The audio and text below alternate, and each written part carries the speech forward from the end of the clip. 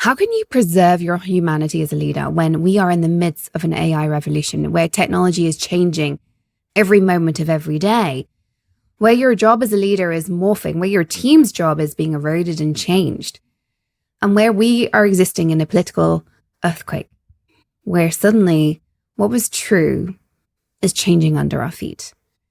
Well, let me introduce you to Jen Croneberger. She's an expert on relational leadership, which today more than ever needs to be brought in so we can explore how empathy, trust, ethical integrity can guide leaders to foster collaboration, navigate challenge, and make sure we keep the human experience at the heart of what we do as innovators, as leaders, as business owners, as people here to leave the world a better place than we found it, in spite of everything going on around us. Without further ado, let me get Jen onto the show.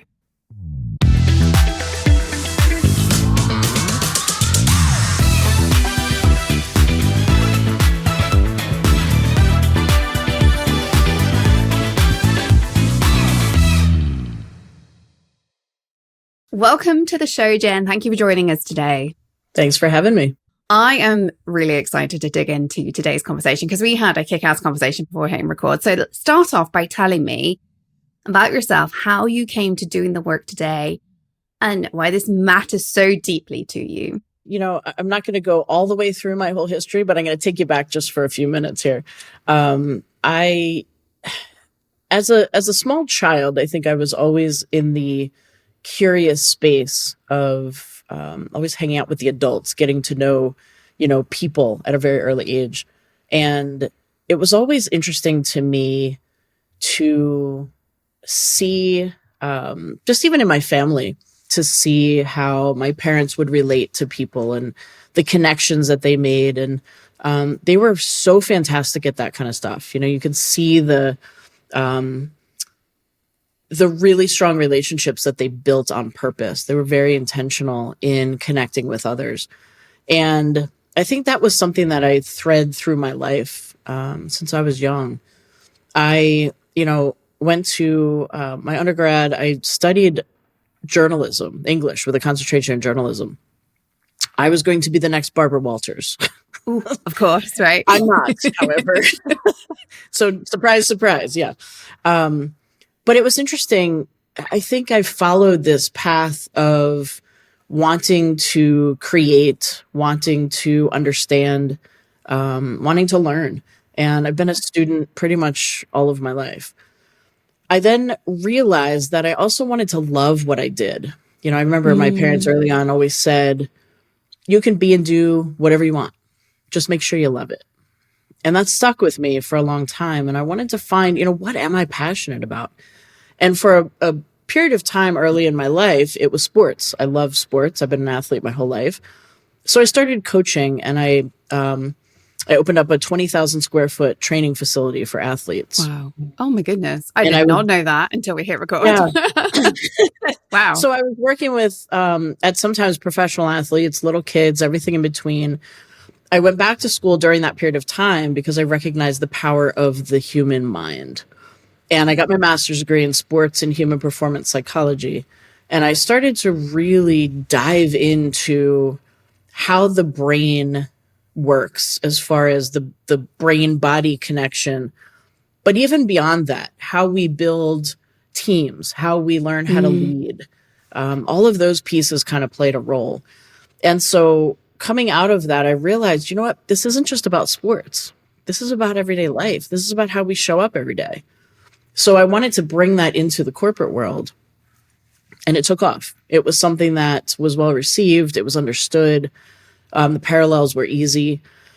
And then I started to say, okay, so we see how this plays a role, but now I wanted to take it a step further and understand the human connection as a dynamic that appears in the workplace that we can't ignore.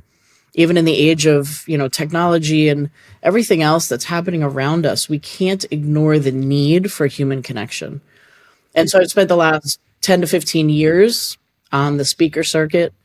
I've been on the TEDx stage 4 times. And every time that I speak about this human connection, this idea of humanity at the center of everything we do, I reignite this passion to take this message and put it out to, anyone who will listen, who understands the magnitude of where we sit today. I know when we first spoke, I mean, it was this human connection and bringing that into the leadership, which is what really stuck with me. Why leadership? Why is it that you are focused on the human connection, the relational piece of leadership? Why to you is that the piece that you decided to center in on? So, I was watching a lot of things kind of transform as we move through, time, and recognizing the dynamics that happen in the workplace, understanding team dynamics, but understanding how team dynamics are created is understanding leadership. And so this idea of what we've come to term relational leadership is really built on human connection. While AI can optimize tasks, it can't replace social and emotional intelligence, right? That leaders bring, that good leaders bring. So we came up with this idea, this BRAVE methodology, which stands for belonging, resilience, authenticity, vulnerability, and empathy. And we looked at that as these are the behaviors that really guide leaders into, ensuring that technology serves people rather than the other way around. And that was really a piece for us that was important. Yeah, and I really want to dive into this in just a minute, because obviously we're seeing the takeover of AI in the workplace. Go with takeover. That's maybe a bit extreme for some people, but it's certainly changing everything that we do. It's certainly changing everything I do. I use AI on an hourly basis to assist me. But before we get there, you mentioned something really important, which is maybe old-fashioned, but I think really worth diving into briefly. You mentioned there that recognizing team dynamics are created by leadership was core to you. And this is something I go on and on about with clients. If they're job hunting, they're like, I don't like the culture of that team. I'm like, wait, hold on. You're going to be the leader of the team. You get to change the culture. That's right. You, as the leader, are the instigator of culture. Everybody that joins and leaves changes the culture. Don't get me wrong. But as a leader, you get to set the expectations. And yet, so many of us don't see that. Tell me a little bit about that piece and the relational leadership, the human-centered piece on what that means for culture. So, I think it's interesting that we arrive at a time or space as a leader, and we are walking into the unknown, right? I mean, you don't know the culture until you're in it.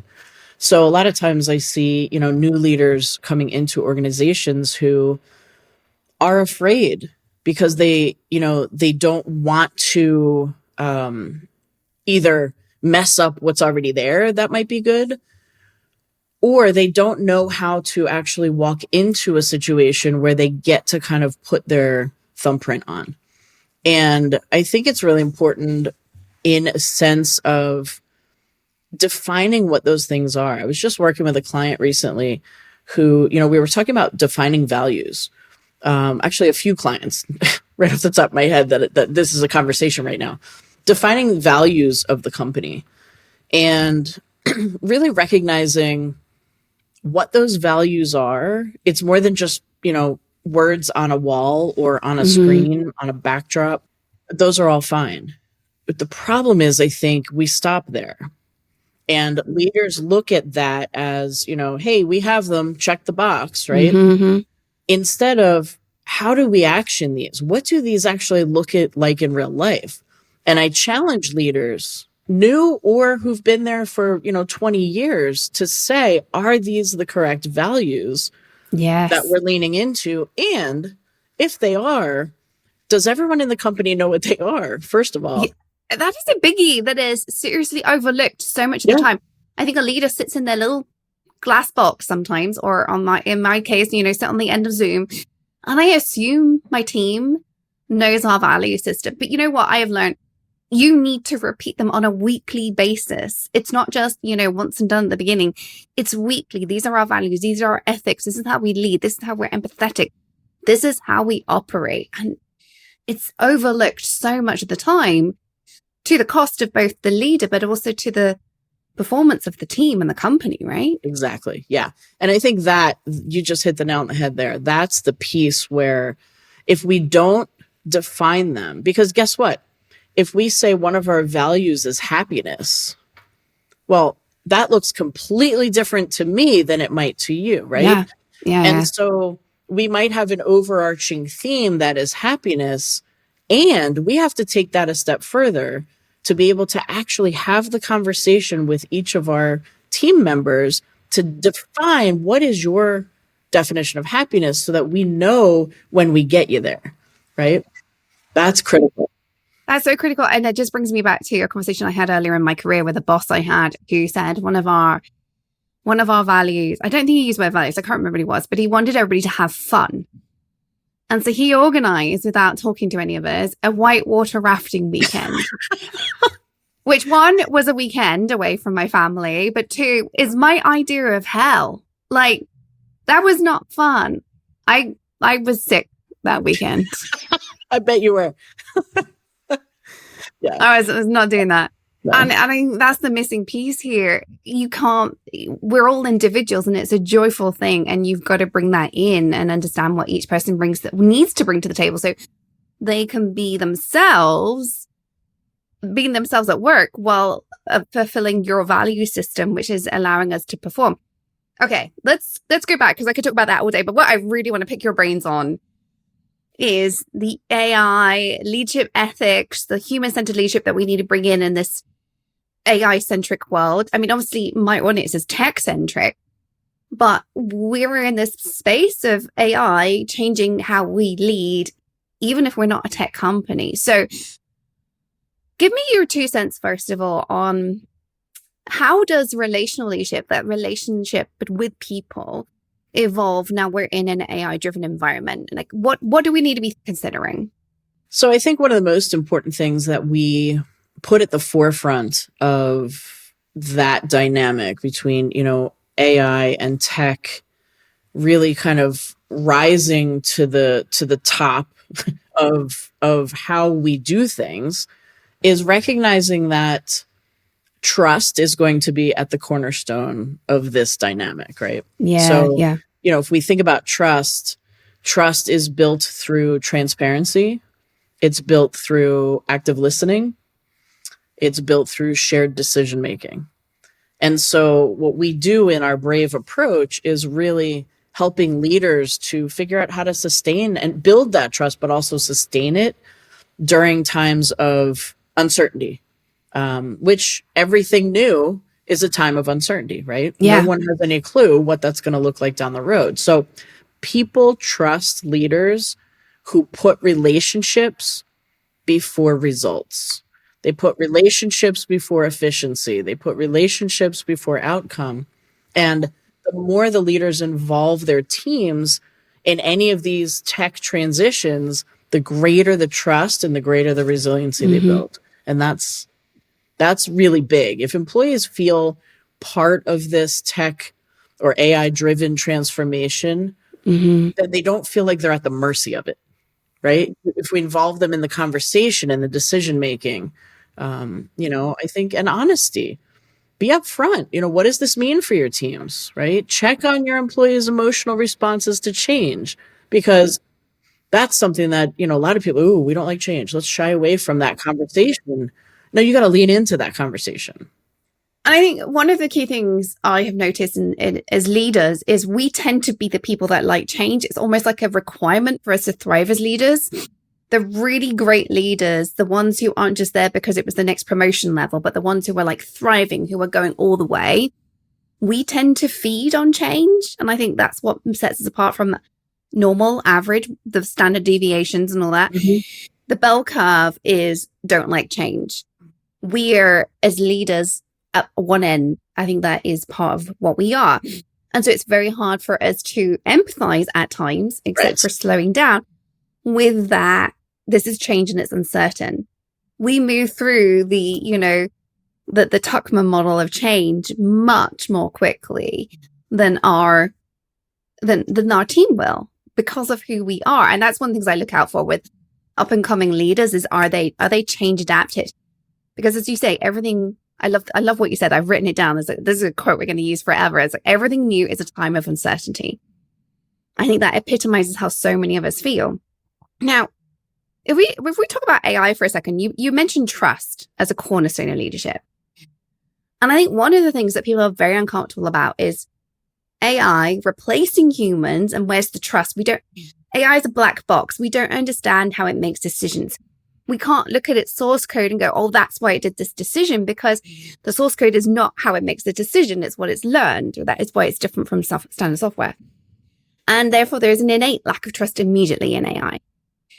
But I think one of the things, as somebody who uses the AI all the time, I am not replacing myself with AI. I still make the decisions. In the same way that if I was Googling something and looking at Wikipedia as a source of information, I wouldn't necessarily trust it. Sure. I don't necessarily trust everything that AI says to me. It just speeds things up. So why have we gone into this space of the trust issues around AI, making everybody so nervous? What's going on there?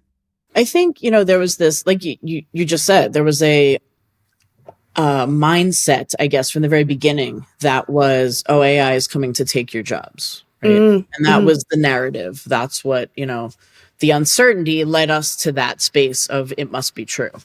And I think what's so fascinating about what I'm learning about AI and being able to watch the ability to be more efficient, I think even more now than ever, these human skills that we're talking about are more important than anything else we can be talking about. And I think when we recognize that there's a natural fear, we're often afraid of the things we don't know, right? And so that generates some of that spinning in that same place of really not understanding it. If we looked at AI as a co-pilot, not a competitor, right?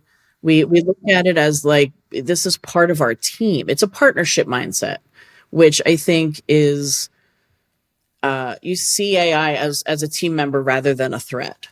I think that's the idea, is normalizing this idea of continuous learning so that employees can grow alongside AI, right? Rather than feeling displaced.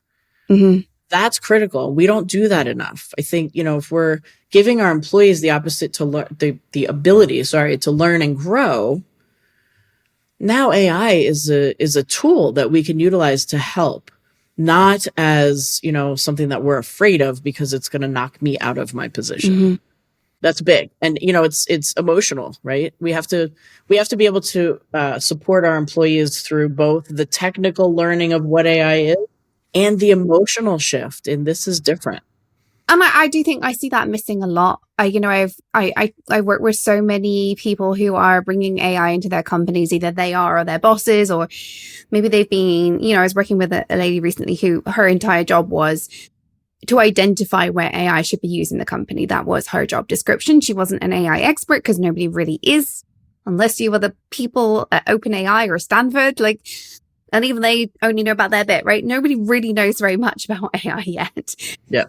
And yet there's so much focus on how to bring it in, but not so much focus on supporting people feeling the feelings, all the things, all the change, uncertainty. So how can we, I want to talk about ethics, but actually I think first of all, we need to talk about this leadership absence gap, whatever you want to, a leadership gap, let's call it that, of that we are seeing of leading through this discomfort of adoption of AI. And again, I wanted to bring this back to your relational leadership, your Brave model. How can we use that relational leadership piece to really help us bring our team along with this on this journey? So I think one thing that we have really spent some time on is recognizing the idea of why Brave works the way it does. That when we're creating brave or relational leaders, they're the ones that are going to keep people at the center of innovation, right? This isn't just something that happens. It's about who we are. And in order to get to that kind of relational leadership pinnacle, so to speak, this Brave methodology is critical. So I'll give you a couple examples. So if we're looking at B for belonging, what we're trying to do in that realm is prioritizing inclusion and connection in an increasingly digital world. That's difficult, right? So we need the tools and we need the understanding and the knowledge to be able to do that effectively. The R, if we're talking about, navigating technology shifts with adaptability and long-term vision, now we're seeing a different picture than, oh, this thing is going to come and take my job, right? It's a different narrative. It's a different story we're creating. The A, we have to be honest. We have to lead with honesty about AI's role in the workplace and help people understand that, right? That it doesn't have to be a negative, that this is something that can be efficient if you understand it, but also if you keep the human at the center of it. And then, for the vulnerability piece, being able to embrace the uncertainty, like we were talking about, we have to be able to not just embrace the uncertainty, but co-create solutions with our people, that they're a part of the conversation, right? They get to be a part of the conversation. And then the last piece, the empathy, is, keeping human needs, keeping the ethics that you just mentioned at the core of all AI related decisions, that has to come first before anything else can happen. And, we see that time and time again right now being that's the positive that moves teams forward instead of backward. I want to come back to the belonging and the inclusion piece, because I feel like politically right now we need to at least touch on that. But let me put a pin in that and come to ethics, because I want to talk about AI and ethics. I think this is something that we still don't really understand. So in your mind, what do we need to be understanding when we are bringing something such as AI, which obviously we have concerns about data privacy, transparency? What do we need to be doing as leaders to really champion the integrity, the accountability that we need? Where are we falling short, and what do we need to be doing different? Well, first, I think we have to speak openly about ethical dilemmas that might be present, right? Instead of ignoring them and saying, oh, no, it'll be fine. We'll deal with that later. No, we have to deal with that now, because I think that also is part of the fear, right? We have to be able to, in this process, prioritize people over data. I think, understanding that humans should never be reduced to algorithms, right? It's like, we have to make sure that we're putting that at the center. Because, if you think about how AI works, it can unintentionally reinforce bias or compromise privacy, like you said, and even reduce accountability if it's not implemented ethically. So I think in order to make sure that we're doing that right, I think we need to ensure that diverse perspectives are included in the development of AI to minimize bias. It's something that exists in all of us. It's not, something that is a one-off. This is neuroscience in the brain. This is how the brain works. And recognizing that if we have diverse perspectives as we create tools like this, then we're more able to make sure that it's fair across the board for everyone, and that everyone's included in that conversation and that decision making. And I think also advocating for maybe more long-term ethical policy in AI, not just chasing these like short-term efficiencies to get it out the door. We need to talk about what are the long-term implications of this. What does this look like on an ethical standard to be able to make sure that, the right people are doing the right things at the right times, right? Which is, that's our human condition. That's something that, has spanned, all of life. I think now it's saying, now with tools in our hands, how do we make sure that the right people are doing the right things? And this is the key thing I think so many people miss about AI, is that it is just another tool. At the moment, I know there's a whole debate about whether we're going to have general intelligence, artificial general intelligence, and what that's going to look like. But at the moment, it is just a tool. Even the, up and coming multi-agent systems, which will do work without you, it's still just a tool. It is no different from us getting our first PCs or our first cell phones or sure, exactly. When we first started being able to send multiple emails to people at the same time. Oh my God, that's so exciting. And they all come with their own set of considerations. And I just think It's a big one. It's a big step, but it's still just another step. Okay, let's talk politics for a second, because I think we are in a situation where we can't. This is not an inherently political podcast, but we are here to support women. And right now, that is a very political thing. You mentioned there belonging and inclusion. And obviously, there's an AI angle to that. But right now, there's a very political angle, which we are living in a time where inclusion, belonging are now not seen as socially acceptable. They're being defunded as initiatives. Many people are in companies where the leadership is actively defunding that work. I'm happy to say I'm also very aware. I've got many clients who are in companies who are doubling down, saying, no, this is important, and I applaud those companies.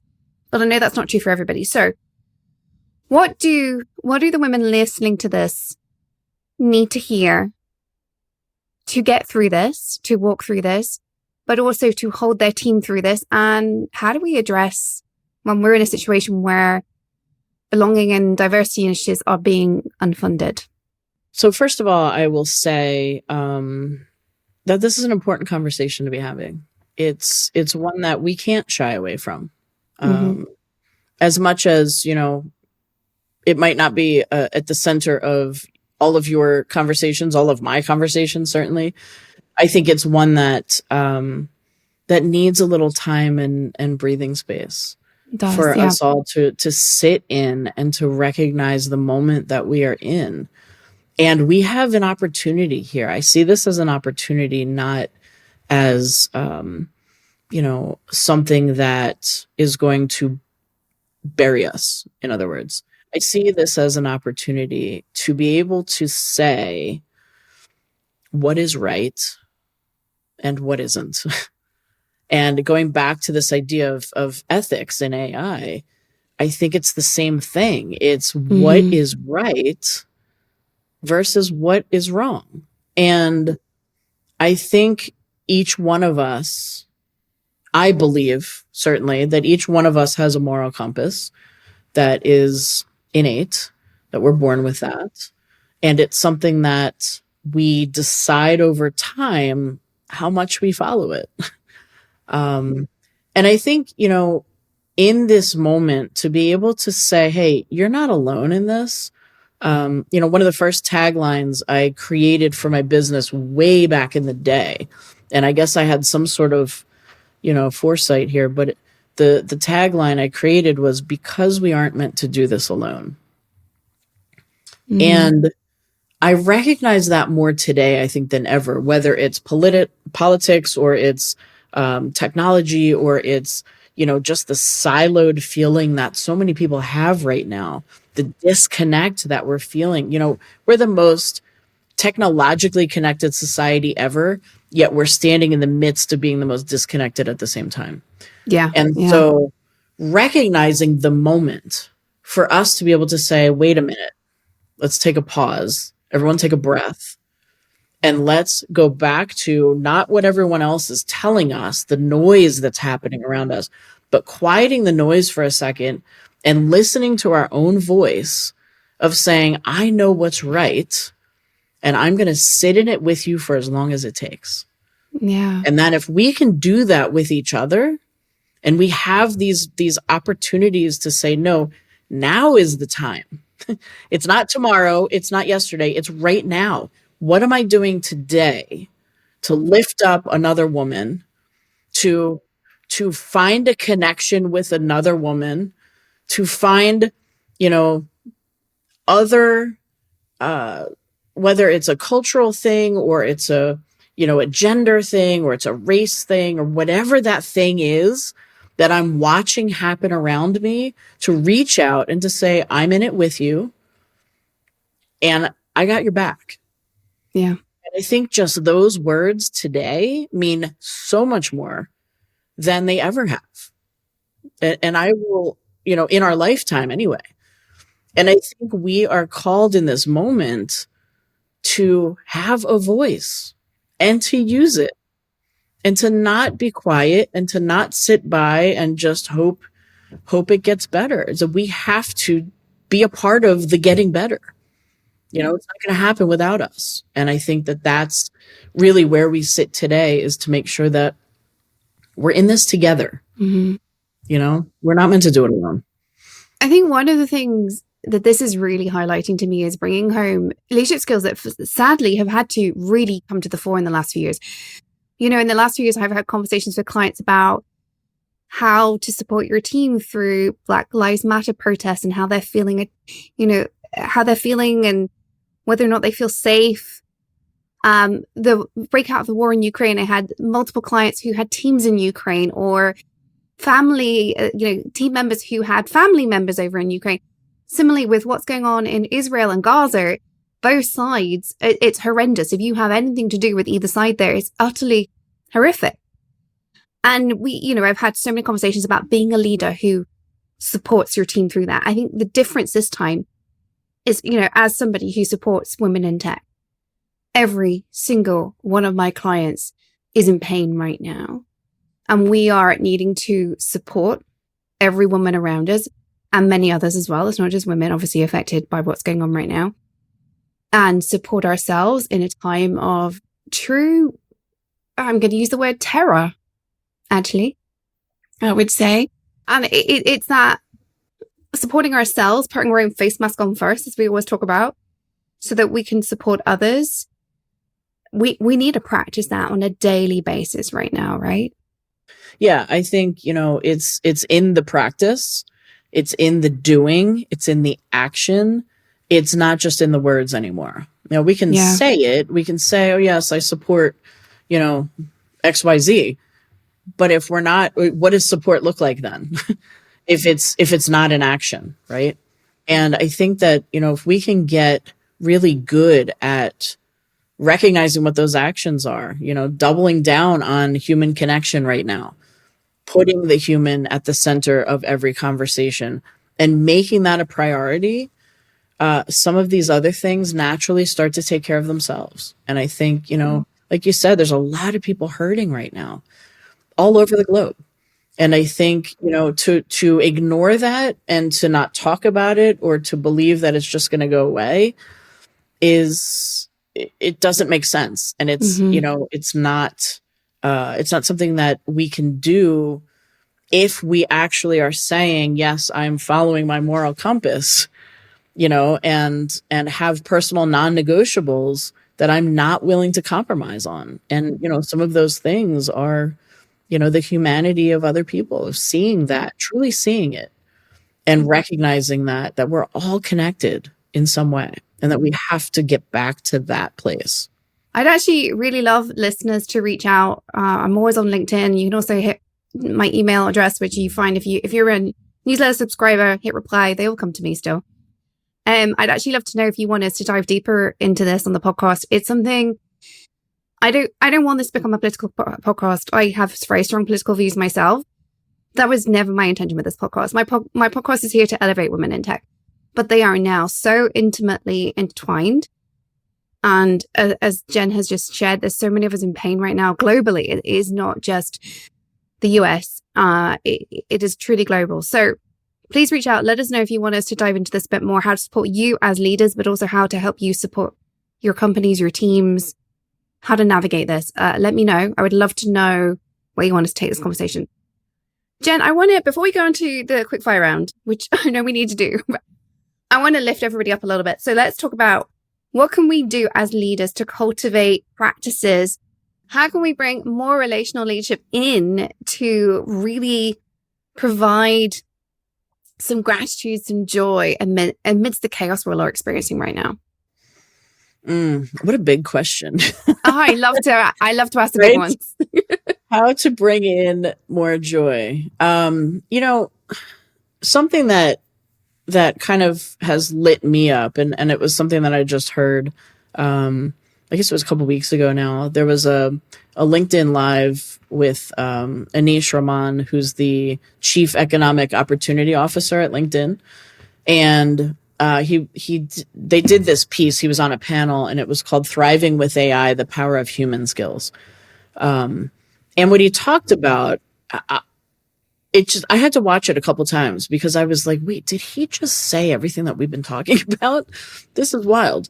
But he really leaned into the idea of the most important technical skills or hard skills, so to speak. We used to call that, it was kind of like the knowledge economy, right? That was where we were coming from, where you needed the CS degree, you needed all of the stuff in technology and AI to be, I have all of that, check the boxes, we're good.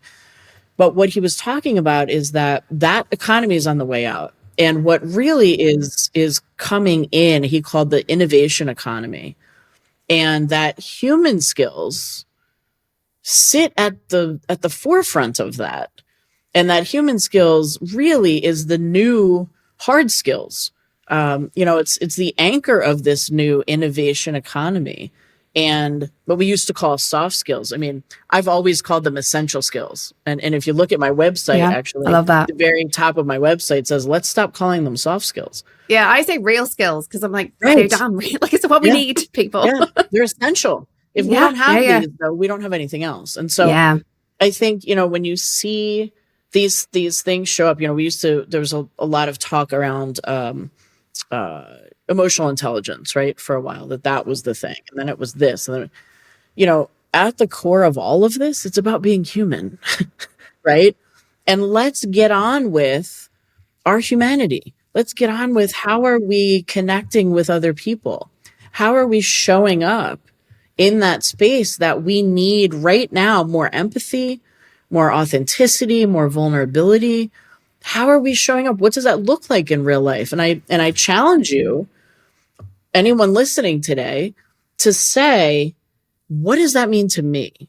What makes me show up that way? What are the behaviors that model those things? And let me focus on that. Because if I get that right, this is called process versus outcome. You focus on the process and it's good, the outcome always takes care of itself, right? So we don't need to be focused on that stuff. I think that, the stuff that we've studied and the neuroscience behind it, and we did a proprietary research with a third-party research firm last year to really dive into these brave skills. How do they show up? And can you focus on people and performance at the same time? And can you do it well? Those were our questions. And that's where we came up with this relational leader. It turns out that was the smallest percentage of respondents actually said that they could do both those things well. See, I would say that is exactly the job of a leader, is to do both of those things well. That's exactly right. Yeah, that's our job. That's right. And so what we found is this 19% says, yes, I do them both well. Versus the biggest number of respondents fell into this lower category on both, which happened to be called the constrained leader. We looked at that and we said, we have work to do here. That there is opportunity here for us to help people focus in on what it looks like to be a relational leader. And that to me is exciting because we're sitting in it today. Today's the time. I mean, is that data published? Is that what's coming out in your next book by any chance? Part of it is in the book, yes. Oh. It is also available on our website. So it's www.vhli.com. You can see everything there. The book, the course, the research, all of it is out there. Well, tell us briefly, before we move on to quickfire round, tell me briefly about your book, because you got a new book coming out soon. Is that right? Yes. The new book, actually, we just launched a pre-sale. The book actually will be out probably in the next month. So it's exciting. It's been a long time coming, but the book is called Meet Them Where They Are, How Connection and Community Will Save Us in Business and Beyond. And so this is exactly what we're talking about. I really took some time with this one to really dive in, to some of the research, to some of our brave model, to some stories that show them in real life. And then I also did some case studies with some former clients, but also with former Olympic athletes, some professional athletes, and how this showed up in their performance, right? So we can really see how these pieces are modeled in real life, and how we can kind of take that from here and be able to work with our teams and to meet them where they are too. This isn't about, us versus them. It's about we. How do we do this together? I love that. It's not us versus them, it's we. I love that. Okay, let's move on to a very overdue quick fire round. I will be ordering that book. I kind of wish I'd had like a pre version ahead of this podcast, but we didn't manage to organize that. But I will be ordering that book. So, quick fire round. What is the worst piece of advice you've ever been given? Ooh. The worst piece of advice I've ever been given was probably to try to fit in and to try to be like everyone else. Just to make it easy. Yeah, let's not fit in. No, nobody needs to fit in. What is the best piece of advice you've ever been given? My dad once said to me, do not compromise who you are for anyone. And that is something that has stuck with me my whole life. That the importance of that is just huge. And a complete opposite of that worst piece, hey? Right. And I think I just to circle it back to, the emotions of today's conversation, we can't, in this climate, we cannot give in and compromise who we are. People, I hope everybody listening to this, I don't mean to lower the tone, but please hold on to who you are, ladies. You have to. To weather the storm, we have to do that. What is the last book you read, and would you recommend it? Ooh, the last book. I read so many books at one time that it's hard to kind of put down. But I will show you one, if that's okay. It's called The Pivot Year. Oh, I've not come across that one. And I will tell you, it's just short little, almost like meditations for each day of the year. It has grabbed me. It's fantastic. It's Brianna Wiest, or Wiest. I don't know how to pronounce it, but she's fabulous. And the book is just phenomenal. And I'm loving just kind of taking my time through it each day and pulling out something, for each day for myself. It's been phenomenal. Oh, I love that. I love that idea of just having something to center you a little bit every day. Exactly. I do it every morning when I walk into my office. Yep. Yeah, because I binge books. I really do. Yeah. I will just binge a book and then you kind of like, what am I doing with it? I love something just actively, the whole point is dip in. I love that. And it's hard because I want to keep reading it. I don't want to put it down, but I'm like, nope, that was just for today. I'm done now. One thing at a time. Love it. How can people connect with you, find out more about what you do? You mentioned your website. Is there anywhere else we should be finding you?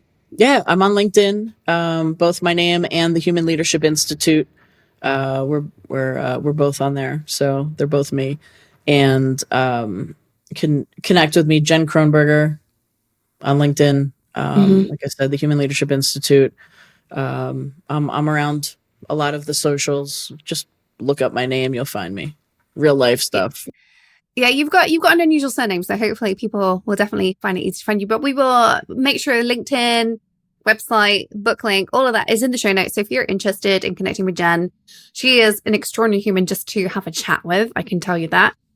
It's we're struggling to keep things to time. So please do reach out to Jen. Jen, final thoughts. What do you want to leave the audience with today? Where do we want to put them as they go on with their next step? We can do this. We can do this. And we're going to do this because our history tells us that no matter what comes, no matter how difficult a day may be, break it down into moments. I talk about this a lot and I tell this story, but I'm going to abbreviate it very quickly to just say,